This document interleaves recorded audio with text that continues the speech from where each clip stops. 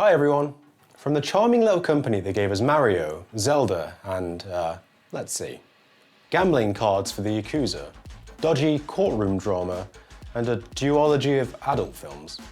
From fat-shaming kids to accidentally traumatizing an entire nation of schoolchildren with a cartoon.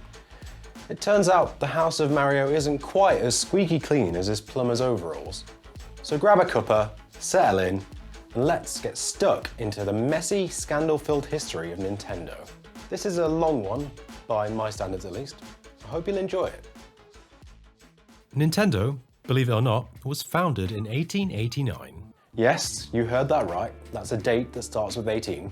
By a craftsman named Tsujiro Yamauchi. Back then, they weren't making games consoles or Mario games, they were crafting Hanafuda, a traditional type of Japanese playing card.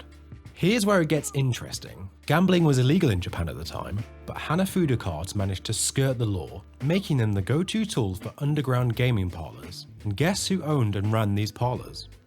The Yakuza, Japan's very own mafia-style organized crime equivalent. That's how mafia works? While other card manufacturers pulled out of the market, not wanting to be seen as cozying up to the Yakuza, plucky little Fusajiro doubled down. He saw a market, leaned in, and by 1929, Nintendo was the biggest playing card manufacturer in Japan. So, does exploiting a loophole in gambling laws and becoming a friend of the Yakuza count as a scandal? I'll let you be the judge. Nintendo kept themselves busy making playing cards throughout the early 20th century, but as sales started to slump, they knew they needed to adjust. Flash forward to the 1970s, and Nintendo found themselves dabbling in electronics. In 1971, they introduced the Beam Gun, an optoelectronic device that holds the title of Japan's first ever electronic toy. It was a hit, selling over 1 million units and pointing Nintendo in a new direction. The success of the Beam Gun led Nintendo to partner with Magnavox, the creators of the very first home gaming console, the Magnavox Odyssey. Together, they developed a light gun controller for the console, marking Nintendo's first tentative steps into the video game world. By the late 1970s, Nintendo was on the move. They opened a subsidiary in the United States and started branching out into arcade gaming. Not content with just arcade machines, they also launched their first portable console, the Game & Watch, a simple, handheld gaming device that sold insanely well. Then came the big one, the Nintendo Entertainment System, or NES, in 1985. This wasn't just a games console, it was a revolution. It revived a gaming industry that had flatlined and launched iconic franchises that we're still arguing about today. Zelda or Mario? More of a Sonic guy myself though, on account of the autism. And the rest, as they say, is history. But of course, when you're sitting on the throne of a booming industry, not everything is sunshine and 8-bit rainbows. As Nintendo rose to power in the 1980s, so did their reputation for playing the game. Not just on the screen, but in the courtroom, the boardroom, and sometimes in ways that left their competitors, collaborators, and even their consumers fuming. Let's dive into the modern history of Nintendo through the lens of their scandals, starting in the 1980s. See this guy here? You might recognize him. That's Shigeru Miyamoto. Wait, no, that's Donkey Kong. This is Shigeru Miyamoto. You probably know him as one of the greatest game designers of all time and a prominent face of Nintendo. He's the creator of legendary gaming franchises Mario and Zelda. In 1981, he was the chief designer of an arcade cabinet called Donkey Kong. It was a monumental success and is the spark of a litigious scandal. See, in the wake of Donkey Kong's success, Universal Studios came sniffing around for a slice of the pie. They claimed Donkey Kong was infringing on their King Kong intellectual property, arguing that the storyline, Big Monkey kidnaps Pretty Lady, was just a little bit too similar. What Universal hadn't counted on, however, was that Nintendo's legal team had the ability to read and comprehend the English language. You see, back in 1975, in a separate case involving Universal, the studio had argued that King Kong was in the public domain and therefore couldn't be copyrighted. Something of an own goal. The judge presiding over the case, Robert W. Sweet, ruled that Donkey Kong was a farcical, childlike, and non-sexual character. Non-sexual? Speak for yourself, Mr. Sweet.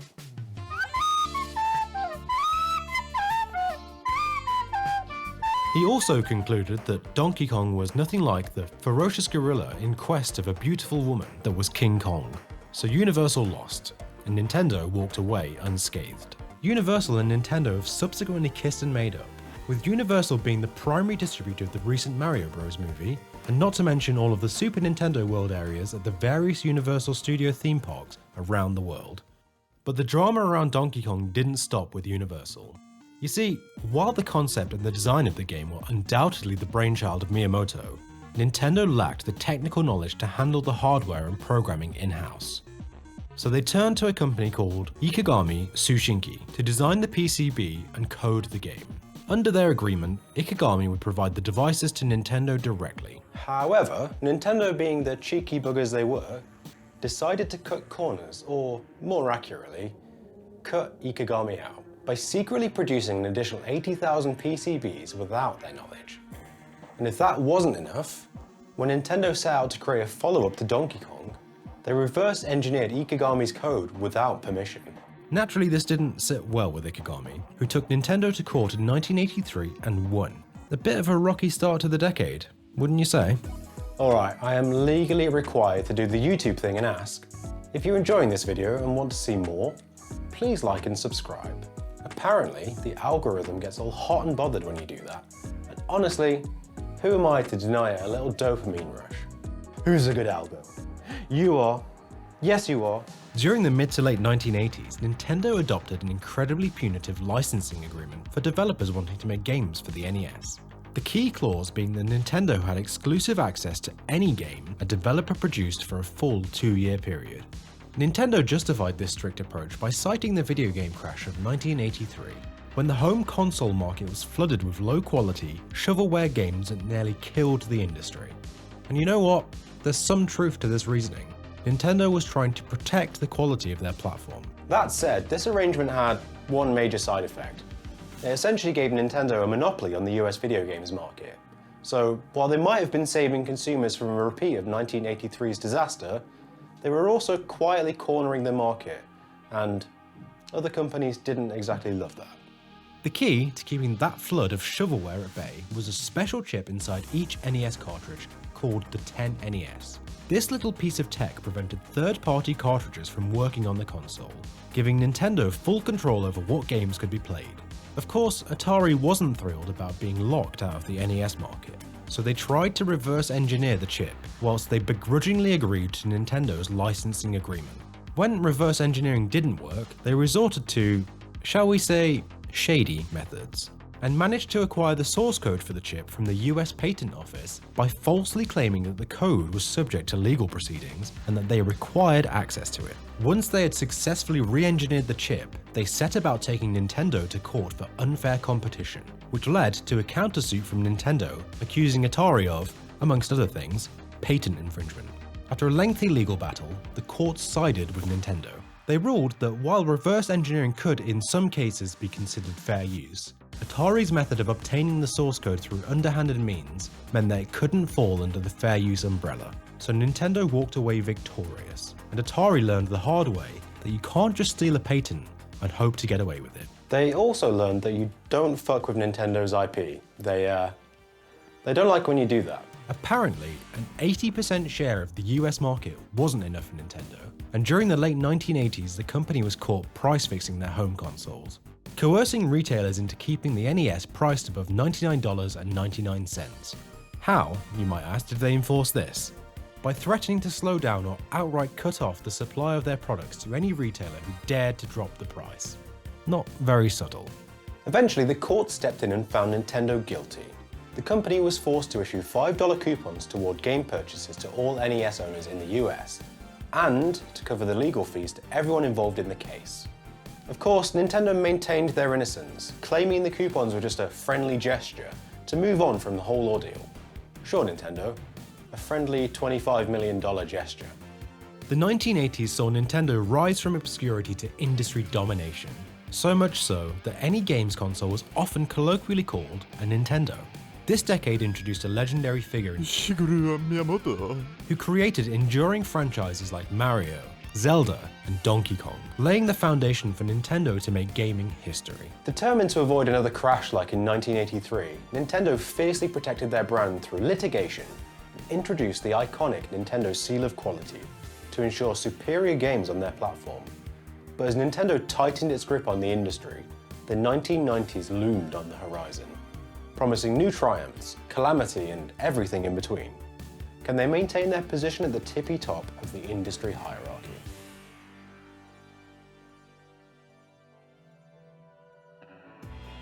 If I told you that Nintendo owns 2 pornographic films, would you believe me?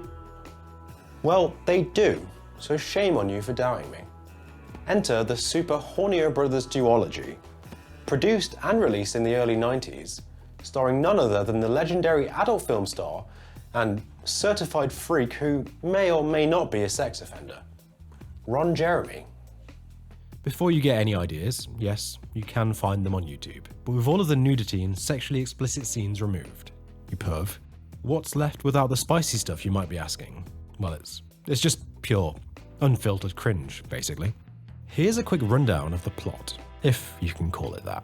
Squeegee Hornio, a programmer, and his brother, Ornio Hornio. Now, despite their names, Squeegee is the Mario lookalike and Ornio is the Luigi clone. Yeah, I'm not sure what the angle was here. Anyways, they get sucked into Squeegee's in-development video game. Once inside, they meet a sentient computer virus who informs them that King Pooper has kidnapped Princess Perlina. Naturally, they must fight and, shag their way through bizarre versions of familiar Mario characters to save her. The story ends with King Pooper defeated, seemingly drowned in a vat of his own fluids, with the princess and Ornio escaping the computer realm and poor Squeegee left stranded. Cue the sequel. In Super Hornio Brothers 2, Squeegee is finally rescued, and King Pooper meets his ultimate defeat. How?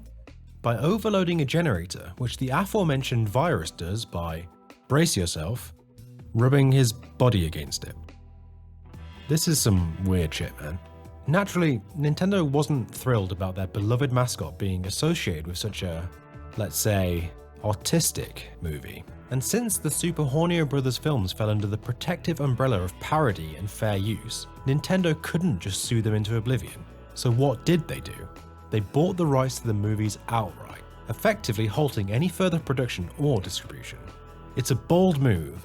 It's a bold strategy, Cotton. Let's see if it pays off for them. Owning the very thing you want to erase from existence. Somewhere in a Nintendo vault under Mount Fuji, Super Hornio Brothers now sits, dormant, waiting. Surprisingly, this isn't Nintendo's only run-in with adult material. However, their response to the infamous Pokemon Dojinshi incident of the late 90s was far less diplomatic. Let's set the scene. In 1996, a little piece of media called Pokemon was born. You may have heard of it. It was kind of a big deal.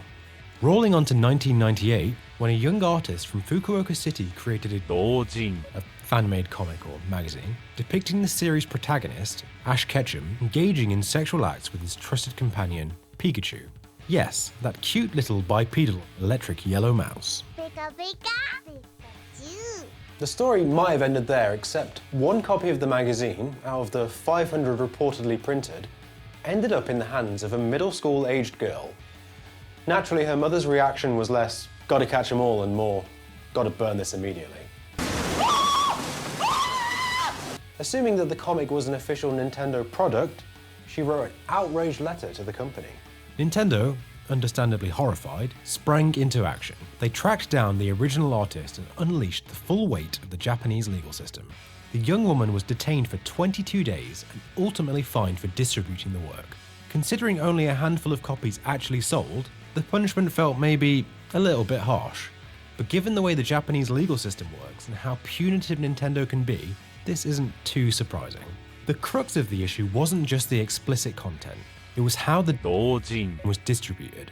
Unlike the typical small-scale sales at niche in-person events, this comic was available via mail order, meaning unsuspecting kids could potentially get their hands on it, and obviously, at least one did, sparking the whole controversy. Ironically, Japanese companies often turn a blind eye to doujinshi of their intellectual properties. It's usually seen as free marketing, and the small production numbers rarely, if ever, impact official sales. But in this case, the combination of the content and its availability made it impossible for Nintendo to ignore. This, unfortunately, hasn't stopped people from making Rule 34 of Pokemon though. Hey guys, did you know that in terms of male human and female Pokemon breeding, Vaporeon is the most compatible Pokemon for humans? Not only are they in the field egg group, which is mostly comprised of mammals, Vaporeon are an average of 3 feet 3 inches tall and 63.9 pounds. This means they're large enough to be able to handle human dick. Whilst we're talking about the Pokemon franchise, Nintendo found themselves in hot water in the late 90s when an episode of the anime quite literally shocked the nation by hospitalizing over 600 Japanese children. The incident occurred on December 16, 1997, during the airing of the 38th episode of the Pokemon anime, titled Electric Soldier Porygon. In one particularly infamous scene, Pikachu uses a Thunderbolt attack to destroy some incoming missiles. The resulting explosion was depicted with rapidly flashing red and blue lights, which lasted for several seconds. These flashing lights triggered photosensitive epilepsy in hundreds of viewers, with symptoms ranging from dizziness and headaches to seizures and even temporary blindness. The fallout was immediate. Ambulances were called to homes across Japan, hospitals were flooded with children suffering from seizures, and the national media dubbed the event the Pokemon Shock Incident. Pokemon Shocker! The episode was pulled from circulation immediately, never to be broadcast again, and the anime was put on a 4-month hiatus. Nintendo wasn't directly involved in the production of the anime. The Pokemon Company hadn't yet been established and the anime was produced by OLM. Still, Nintendo's name was intrinsically tied to the franchise, and the scandal put them in the spotlight for all of the wrong reasons. In the aftermath, Japanese TV networks implemented stricter guidelines for animations, particularly around flashing lights and colour patterns, to ensure such an incident wouldn't happen again. As for Porygon, the poor fella became the scapegoat for the entire debacle, despite Pikachu being the one responsible for the offending scene. Porygon was quietly banished from the anime, rarely appearing in any capacity since. But let's rewind the clock a bit. Apologies to lovers of strict chronological order, to 1991. That year, fellow Japanese electronics giant Sony announced a groundbreaking collaboration with Nintendo to develop an add-on module, a CD drive, for the Super Nintendo Entertainment System, or SNES as the cool kids call it. For Sony, this project was a crucial first step toward breaking into the gaming industry with their own console. But all was not well behind the scenes. Nintendo had growing concerns that Sony's involvement in the project could lead to them becoming a direct competitor. So, in a backstabbing twist, just one day after Sony publicly announced the collaboration, Nintendo blindsided everyone by declaring that they were ditching Sony to partner with Dutch electronics company Philips instead. Sony was furious with Nintendo, viewing the sudden breakup as nothing short of public humiliation. And well, they weren't wrong. Motivated by revenge and spurred on by their unfaithful former lovers, Sony quickly established a new division, Sony Computer Entertainment. You may have heard of their work. In December of 1994, Sony released the PlayStation in Japan, a CD-based 32-bit gaming console. And that's a full 16 more bits than the SNES. And as us tech-savvy guys know, more bits equals more better. The PlayStation wasn't just a success, it was a phenomenon. It massively outsold Nintendo's next console, the Nintendo 64, and catapulted Sony to the top of the gaming industry. By the late 90s, Sony wasn't just competing with Nintendo, they were dominating them, firmly establishing themselves as the new big dog in gaming. Big dog. An historical fumble by Nintendo, and one that probably still haunts them to this day. Now, speaking of being haunted, anyone who's ever had the pleasure of playing an entry in the Mario Party series knows the unique sensation of crushing defeat at the hands of bullshit. You're talking bullshit. You think you're on top, cruising to a sweet victory, and then Bowser takes half your coins, or someone lands on chance time, and suddenly you're trading stars with your least competent friend. Mario Party doesn't just ruin friendships, it specialises in manufacturing spite and tension, which, to its credit, is the point. But man, does it hurt when your flawless performance is undone by pure, unbridled chaos. It's like the game itself is designed to remind you that skill is an illusion and happiness is but a fleeting emotion. And interestingly, it's not just your ego Mario Party can damage. As some kids found out in the late 90s, it can mess up your hands too.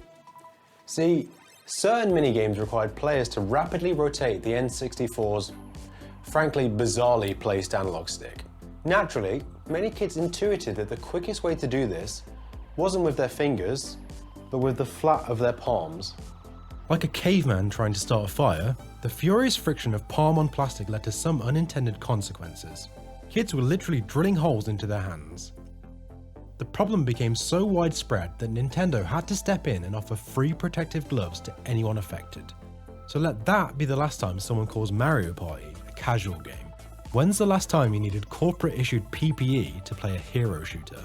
The primary culprit was the paddle battle minigame, where players frantically rotated the stick to make their character paddle a canoe. Naturally, the faster you spun, the worse the damage. Subsequent iterations of the series now make a point of reminding players not to use their palms, a safety PSA courtesy of the wounds suffered by the children of the 90s. Stepping into the new millennium and in the full embrace of the internet age, Nintendo found itself navigating a rapidly changing digital landscape. The 1990s started strong for Nintendo. Despite fierce competition from Sega, the SNES remained the preeminent gaming device of its era. However, a critical misstep in betraying Sony during their collaboration on the SNES CD add-on opened the door for a formidable new competitor, the PlayStation, and ensured Nintendo exited the decade on shakier ground than they had entered on. That said, it wasn't all bad. Their iconic Mario and Zelda titles continued to grow with successful transitions into the 3D gaming era, and they launched the legendary Pokemon franchise, which became a global phenomenon. As the 2000s approached, Nintendo seemed poised to prove they could reclaim their place as the industry's top dog. But the question loomed, could they succeed in the turning of a new millennium?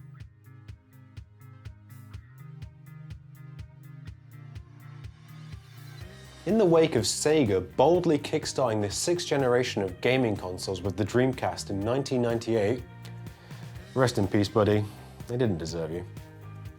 Nintendo found itself under intense pressure at the turn of the millennium. Sony were no longer the scrappy underdog. They had proven themselves with the PlayStation, and the upcoming PS2 was poised to dominate the market. Adding to the challenge, a new foe appeared. Technology giant Microsoft was preparing their entry into the gaming industry with the Xbox.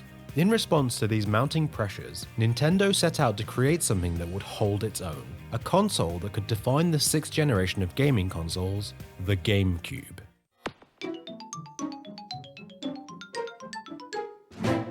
However, the GameCube's launch wasn't without a few missteps. While it boasted a legendary roster of games such as Paper Mario, Luigi's Mansion, Wind Waker, basically every Nintendo exclusive on the console, and despite this, the GameCube stumbled and found itself at the bottom of the console pile. Well, almost. The one exception was the misbegotten Dreamcast, Sega's swan song, which, despite being ahead of its time, failed to capture an audience and was discontinued in 2001. The developers of the GameCube made the controversial decision to use a proprietary disc format, and this choice became a significant factor in its downfall. Nintendo opted for the GameCube Game Disc, a mini optical disc format with a capacity of just 1.5 gigabytes. While this approach offered the benefit of deterring piracy, it came at the cost of severely limiting storage, especially compared to the 4.7 gigabytes offered by standard DVDs. Adding to Nintendo's woes was the GameCube's design. Dubbed the lunchbox by critics, well, by me at least, its compact, colourful and quirky appearance was blasted for being overly childlike, especially when compared to the sleek, futuristic looks of the PlayStation 2 or the industrial aesthetic of Microsoft's Xbox.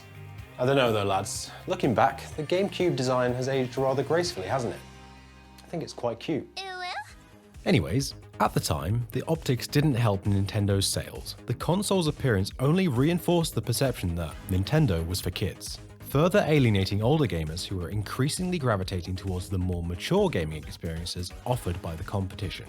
Nintendo needed to clap back. Having been soundly beaten by Sony 2 generations in a row, so in 2006, they unleashed their pièce de résistance, the Nintendo Wii. and thus the 7th console generation was born, featuring the Microsoft Pissbox 360, the Sony PS3, and the Nintendo Wii, completing the urinary trifecta of gaming consoles. It was a lineup destined to change the industry.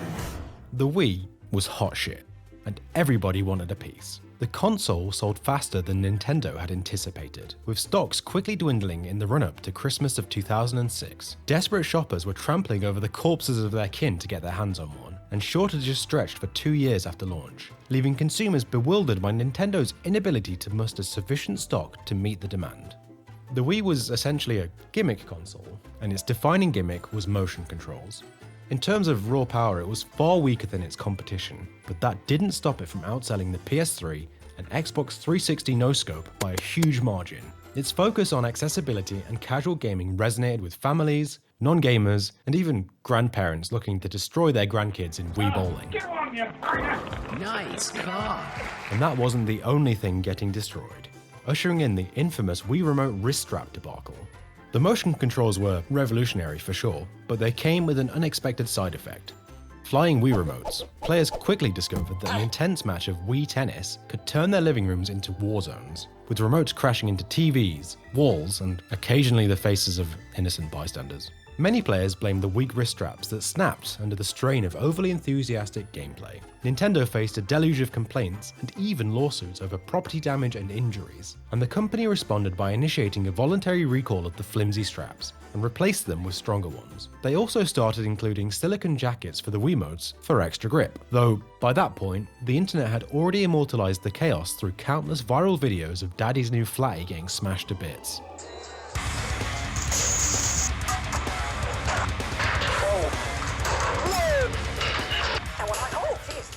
That said, my money's on the fact that most people probably just ignored the straps altogether, and then conveniently blamed them after turning their living rooms into crime scenes.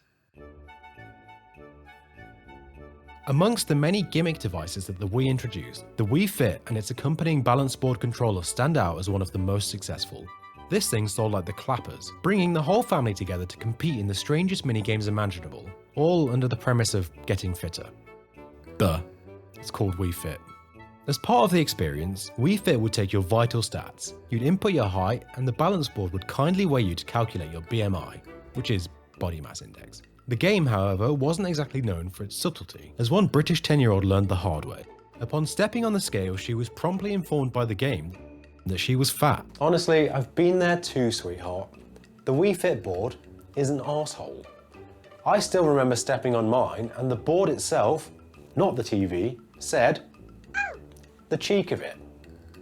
The absolute cheek of it. Unsurprisingly, the girl's stepfather was none too pleased with his daughter being fat-shamed by a glorified bathroom scale. Maybe she was fat, Mr. Balance Board. We're only human. Have some fucking tact. Her stepfather raised the issue with the British tabloids, forcing Nintendo to issue an apology and clarify that the BMI scale wasn't accurate for children under a certain age. While the apology was appreciated, it didn't quite erase the memory of a generation of kids being judged by a plastic rectangle. Also, why is the French one so sexy? Bonjour. Oh la la. Ah. Nintendo's response to the relative lack of success experienced by the GameCube was to stop competing with Sony and Microsoft on their terms. Instead, as we saw with the Wii, Nintendo shifted their focus to cultivating a broader appeal, targeting so-called casual gamers. This philosophy also carried over to their handheld games, where they struck gold in the cozy game genre with Animal Crossing Wild World. The game was a massive hit, beloved for its charming, laid-back gameplay and adorable animal villagers. It became an instant classic and sold incredibly well. However, in the early stages of the game's release, Nintendo stumbled into an awkward blunder. While sending out review copies of Wild World to the press, it seems Nintendo accidentally included a preloaded save file with at least one of the copies. A save file that featured, let's just say, interesting content. In this particular save file, the game village was already populated, but instead of the usual quirky, charming setup one might expect in Animal Crossing, the file contained inappropriate content and questionable custom designs. Specifically, some of the villagers' catchphrases and the town's overall layout featured offensive and explicit language, far from the wholesome vibe the game is known for. While it's unclear how this save file made it into the review copy, speculation suggests it was either a developer's joke gone wrong or a file that was never intended to leave internal testing. Regardless of the origin, the mistake was glaringly obvious once the reviewers booted up the game, and Nintendo quickly found themselves in hot water.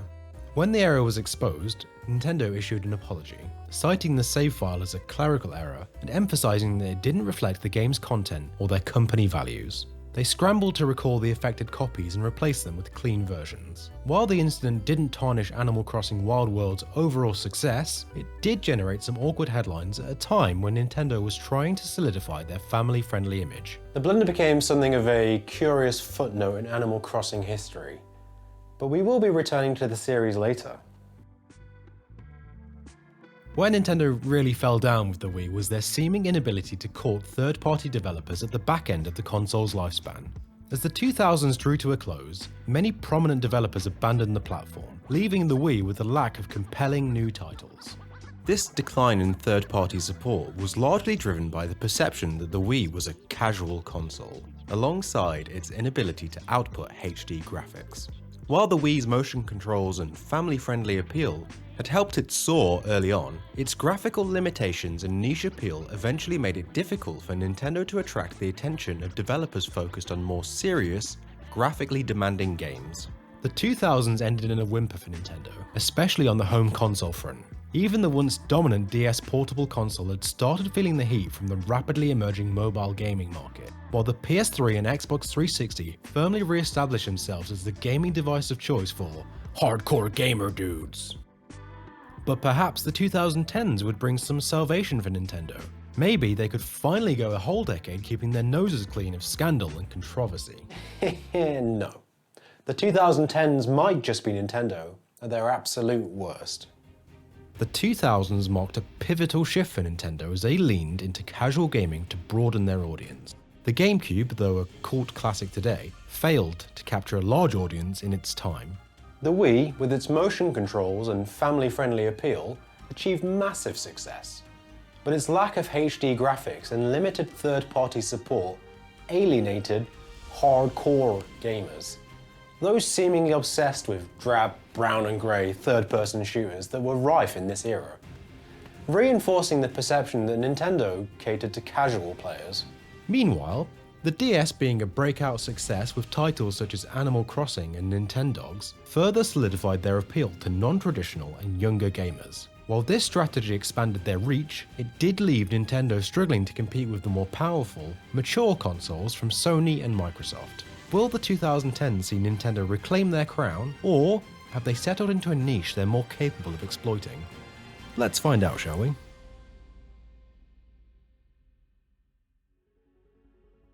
The 2010s started on a sinister note for Nintendo.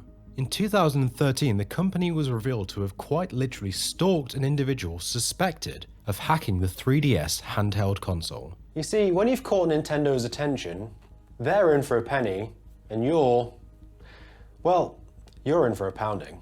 This revelation came from leaked internal documents in 2020, which detailed Nintendo's plan to confront the individual, known online as Nymod, and persuade them to stop their operations. The plan, as outlined in the leaks, involved an unsettling mix of carrots and sticks. Nintendo allegedly proposed bribing Nymod with a trip to Japan to meet their engineers, as well as enrolling them in a bug bounty program, essentially turning their hacking skills into a legitimate service for Nintendo. While the authenticity of the leaks has never been formally confirmed, it's certainly within the realm of the lengths that Nintendo might go to in order to protect their intellectual property. After all, this is a company known for pulling no punches when it comes to guarding their creations, no matter how extreme the measures might seem. And speaking of Nintendo's relentless efforts to protect their intellectual property, the 2010s saw the company embroiled in a legal case that epitomized their aggressive stance.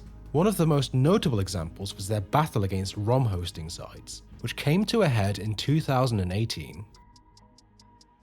Nintendo took legal action against LoveRoms.com and LoveRetro.co, two websites that hosted ROMs. ROM stands for read-only memory, but it's a catch-all phrase that describes digital copies of old games. These sites were used by retro gaming enthusiasts who utilized them to play games that were otherwise hard to find, if not completely impossible.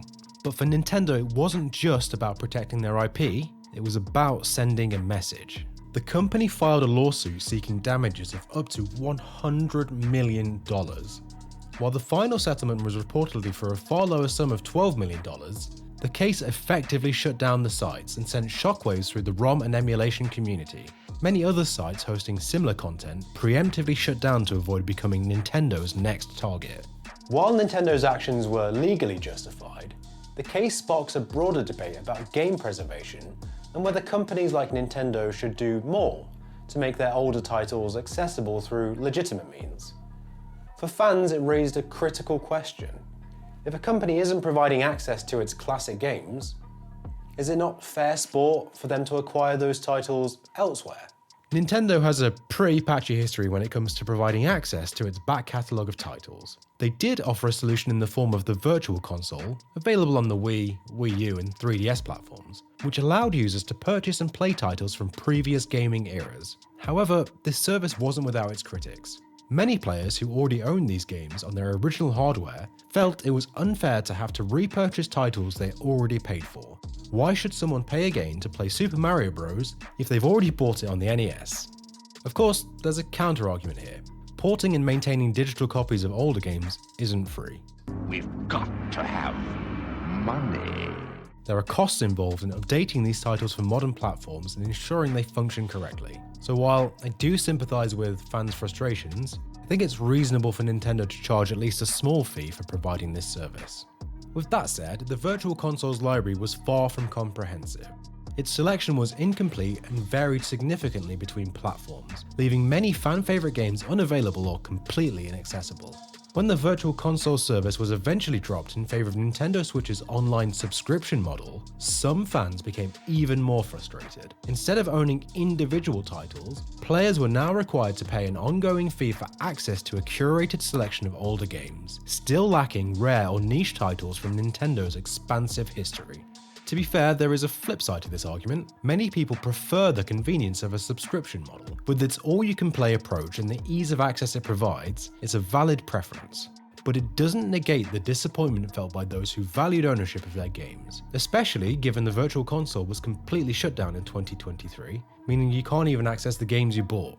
This is what makes Nintendo's aggressive legal action against ROM hosting sites so controversial. The company's right to protect its intellectual property is, of course, unquestionable. However, the heavy-handed nature of their lawsuits left many in the gaming community baffled, particularly preservationists who rely on ROMs to keep gaming history alive. Nintendo's approach felt especially hypocritical given their own reluctance to provide a comprehensive alternative for fans to access their legacy content. The ROMs already existed, Nintendo. Just host them. You can even make people pay. Speaking of baffling decisions, controversial animal rights group PETA decided to place Mario himself firmly in their sights for a campaign against the fur trade, for reasons that left many scratching their heads. Their primary target was Mario's iconic Tanuki suit, which was featured in Super Mario 3D Land. PETA claimed that Tanuki may just be a suit in Mario games, but in real life, Tanuki are raccoon dogs who are skinned alive for their fur. By wearing Tanuki, Mario is sending the message that it's okay to wear fur. To hammer home their point, PETA even produced a flash game called Mario Kills Tanuki, in which players control a skinless Tanuki chasing Mario as he flies away with the creature's stolen pelt. Nintendo, understandably bemused by the accusation, responded with the following statement.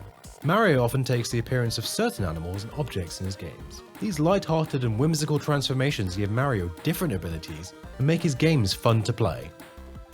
The backlash against PETA was swift, with many fans dismissing the campaign as absurd and sensationalist. To most players, Mario's Tanuki suit was nothing more than a whimsical power-up, a playful nod to Japanese folklore, rather than an endorsement of the fur trade.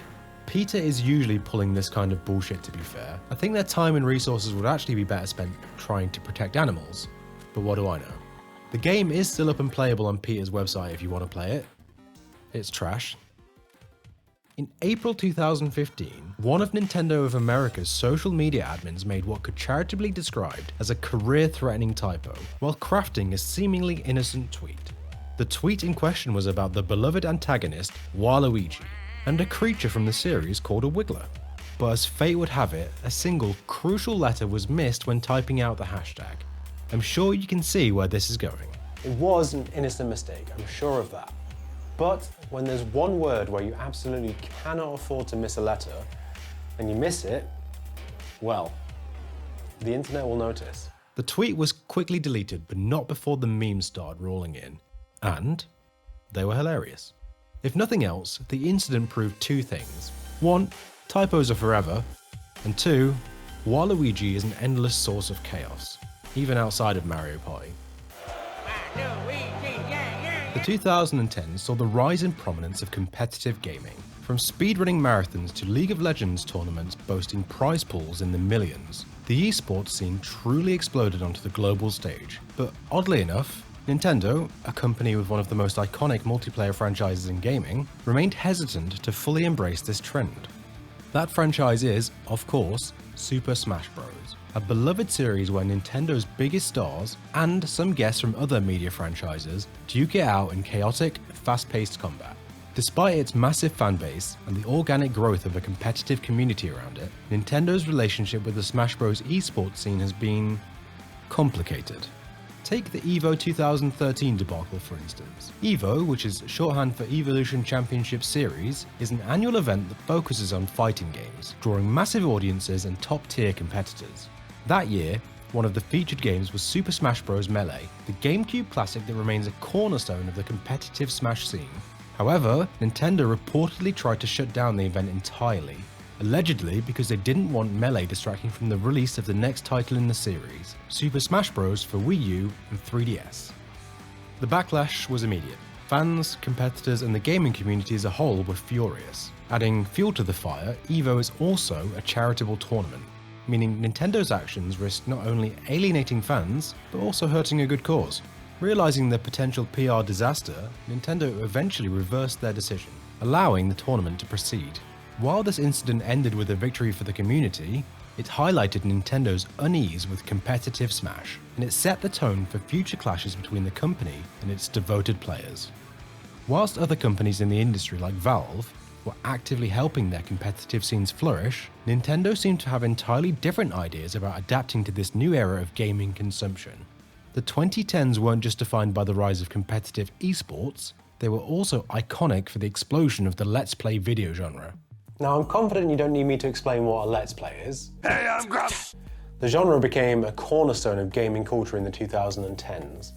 However, for YouTubers and streamers, posting Nintendo gameplay was risky business, as the company's overprotective approach to their intellectual property was brutish. Nintendo was notoriously aggressive in protecting their content, frequently issuing copyright strikes on YouTube videos that featured gameplay from their games. For many creators, this meant their videos were either taken down entirely or monetized by Nintendo instead of the content creator. In some cases, videos were demonetized retroactively, even after gaining millions of views. This heavy-handed approach alienated content creators, particularly since many other publishers were embracing the Let's Play phenomenon as the free advertising that it is. Companies like Mojang, Valve, and even Sony allowed and encouraged creators to showcase their games, recognizing that a Let's Play could boost sales and hype. Meanwhile, Nintendo appeared stuck in the past, treating these creators as a threat rather than an asset. In May of 2014, they started the Nintendo Creators Program, which allowed content creators to split profits with Nintendo for things like Let's Plays.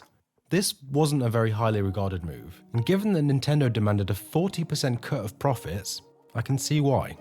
Nintendo eventually began to ease up on its more stubborn approaches, finally detecting the winds of change, though not before thoroughly embarrassing itself. This reluctance arguably contributed to the disastrous performance of the Wii U console. My god, what a terrible name it had. As almost a mirror image of the previous decade, the Wii U drastically underperformed, with consumers failing to embrace its tablet-like gimmick as much as Nintendo had hoped. The messaging around the console was also muddled, and many didn't even realize it was a new system, mistaking it for an add-on to the existing Wii. Unsurprisingly, the Wii U fell flat, becoming one of Nintendo's worst performing consoles. Then, in 2017, Nintendo launched the Switch, a hybrid console that more than made up for its predecessor's failures. The Switch has since gone on to become one of the best-selling consoles in history, though it still lags behind the PS2. And that's only because Sony seems to have an infinite stockpile of PS2 sales to magically pull out of their arse whenever the Switch starts catching up.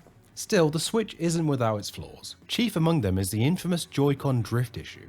This frustrating defect causes the analog thumbstick on the Joy-Con controllers to register directional inputs even when perfectly centered.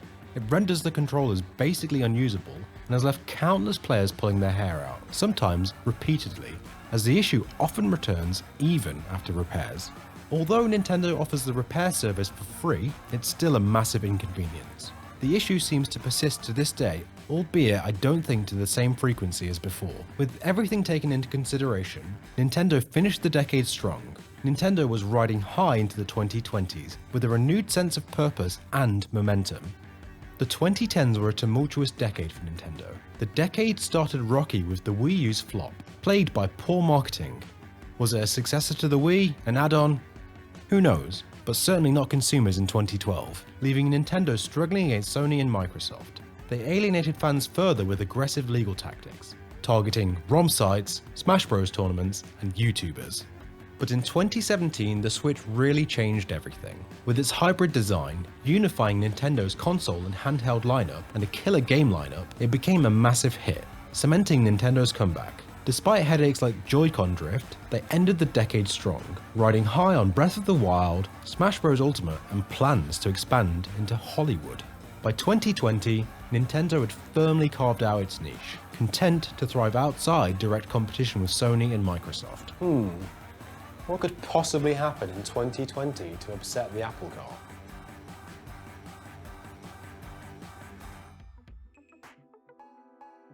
Like many manufacturers, Nintendo faced significant supply chain disruptions during the chaos of the COVID-19 pandemic.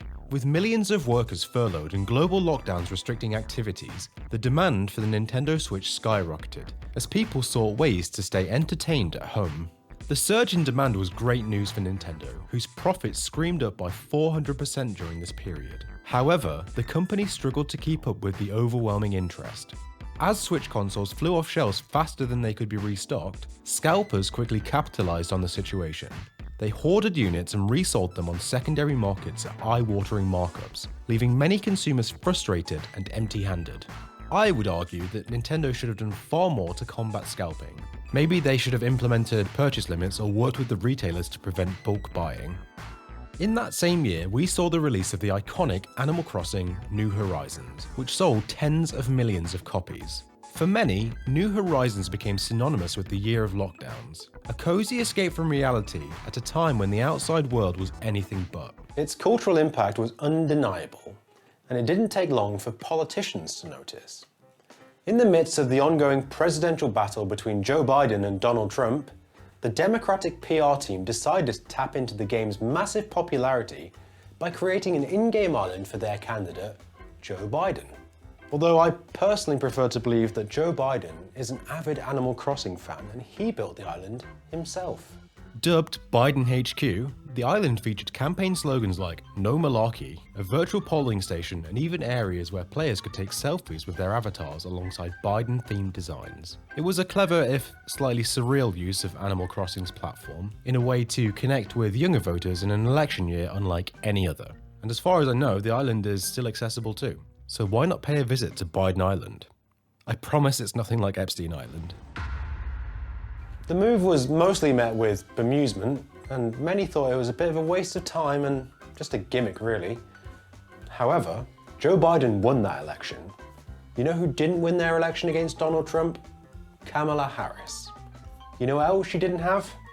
An island on New Horizons. I'm just saying. In 2020, Nintendo were back up to old tricks and ended up banning streamers for doing exactly what they were asked to do: stream a game at launch. The game in question was Hyrule Warriors: Age of Calamity, a Dynasty Warriors-style Zelda spin-off. Nintendo had provided early copies to select streamers to build hype during the release window. However, there was a slight issue: time zones. Some streamers began playing and streaming the game based on their local time zones. which Nintendo seemingly hadn't accounted for. Believing these streamers had violated embargo rules, the company swiftly issued bans, pulling their content and penalizing their channels. The situation was met with widespread confusion and frustration. Streamers were being left confused as to why they were being punished for helping Nintendo. Instead of generating hype, the incident highlighted Nintendo's ongoing struggles with modern content creation practices. As previously mentioned, the 2020s saw Nintendo fully commit to dipping their toes into Hollywood once again. No, we don't talk about the 1993 live-action Super Mario Bros. Movie. We've collectively agreed to forget that it ever happened. This time, Nintendo opted to steer clear of live action altogether, embracing the CGI animation style that has become a staple in cinema over the past 30 years. The early trailers for the film revealed a colourful and vibrant take on the Mushroom Kingdom, but one reveal stood out above the rest, which was Chris Pratt, cast as Mario. Fans had expected, or at least hoped for, Charles Martinet, the beloved voice actor who's brought Mario to life since 1991. Yahoo! Instead, they got Pratt. A choice that immediately sparked skepticism. Many were concerned that he wouldn't be able to capture the whimsical charm and energy that Martinet had embodied. And voiced with the character. From Pratt's relatively subdued delivery in the trailers to the lack of Martinet's iconic Italian accent, fans were left questioning whether the casting was a mistake driven by Hollywood's obsession with star power over authenticity. But dare I say, it seems like Nintendo and Illumination made a pretty good call. I mean, I haven't actually seen the film myself, but the numbers don't lie. The numbers don't lie, and they spell disaster for you as sacrifice. The movie grossed over $1 billion Renos at the box office, and from what I've gathered, Chris Pratt was actually quite well received in the role. Sometimes fan backlash is worth ignoring. Now, sometimes you should definitely listen. This decade has so far seen Nintendo upping the ante in their fight against emulation. As mentioned earlier, the company has worked tirelessly to wipe out the ROM scene, and now they're turning their attention to what they perceive as the root of the problem: emulators. Now, forgive my tech illiteracy as I try to break this down. An emulator is essentially a piece of software that mimics the functionality of a specific piece of hardware. In this case, old gaming consoles. By doing so, it allows users to run classic games on modern devices like PCs, smartphones, or even other gaming consoles. Emulators are invaluable for the preservation of gaming history, especially for titles that are no longer commercially available. Nintendo, however, views emulators as a direct threat to their intellectual property. While emulation itself isn't illegal, it often goes hand in hand with the use of ROMs, many of which are shared and downloaded without the copyright holder's permission. For Nintendo, this represents a significant challenge to their control over their legacy titles and their ability to monetize them. In response to emulation, Nintendo is taking increasingly direct legal action against projects they believe threaten their intellectual property. One prominent example is the Dolphin emulator, a popular piece of software capable of emulating GameCube and Wii hardware. In 2023, Dolphin was set to be released on Valve's Steam platform, for free no less, which would have made it more accessible to a wider audience. However, before it could launch, Nintendo issued a DMCA notice to prevent its release, citing their belief that Dolphin had circumvented Nintendo's security systems, specifically the encryption keys used in official GameCube and Wii software. Nintendo has also set its sights on emulation projects targeting their current hardware, with one of their most aggressive actions being against the Yuzu development team, creators of an emulator for the Nintendo Switch. Yuzu allowed players to emulate Switch games on PCs, enabling them to play titles at higher resolutions and frame rates than the original hardware could handle. Nintendo moved swiftly and decisively to obliterate Yuzu, issuing cease and desist orders in 2023 and working relentlessly to move all traces of the project from the internet. The company has also aggressively targeted any third-party sites hosting Yuzu-related files, tools, or guides, ensuring the emulator's reach is limited.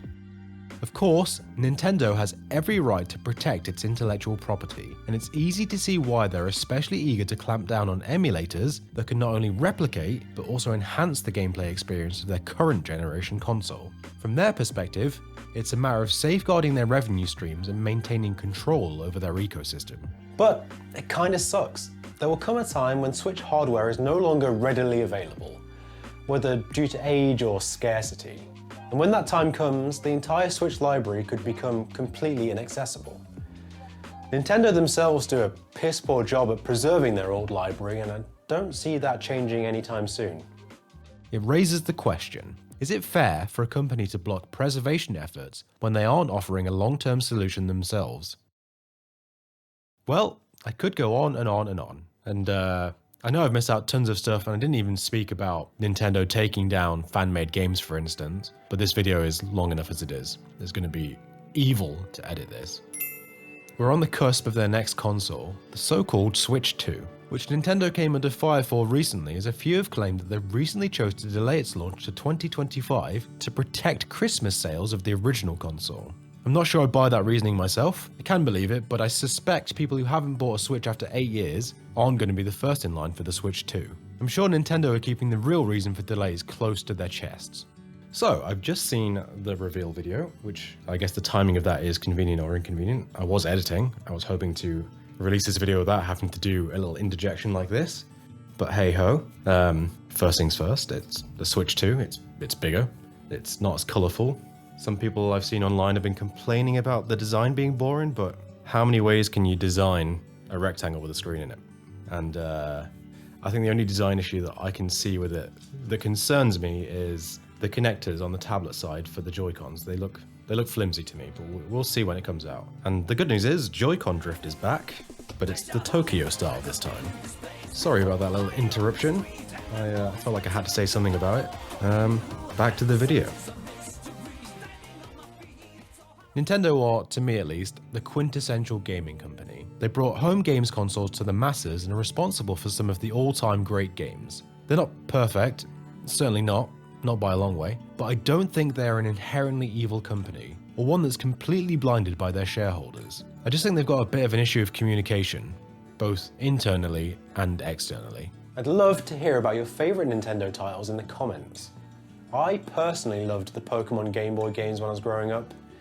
I remember sitting in the hairdressers with my mum and like crying real tears, real tears, when the batteries on my Game Boy Color died. The last video I put out about The Sims got a pretty significant amount of views, at least by my standards, and a lot of people called me out, rightly so, on some inaccuracies. So I've been extra careful to try and ensure I'm as accurate as I can be in this one. I wouldn't want to be guilty of intentionally spreading misinformation. Mr. Information wouldn't like that.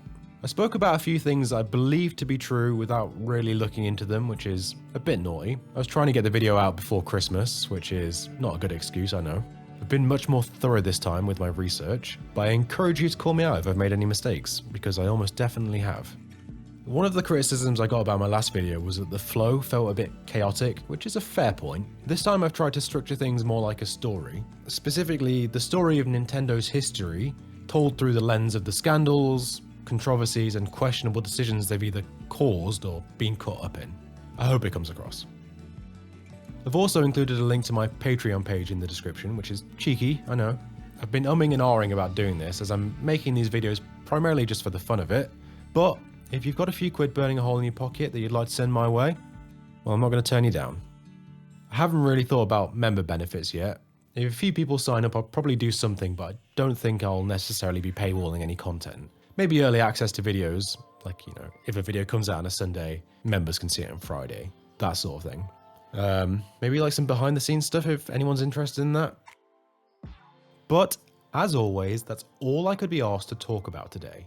Thank you so much for your time. Like the video if you liked it, subscribe if you'd like to see more, and TTFN.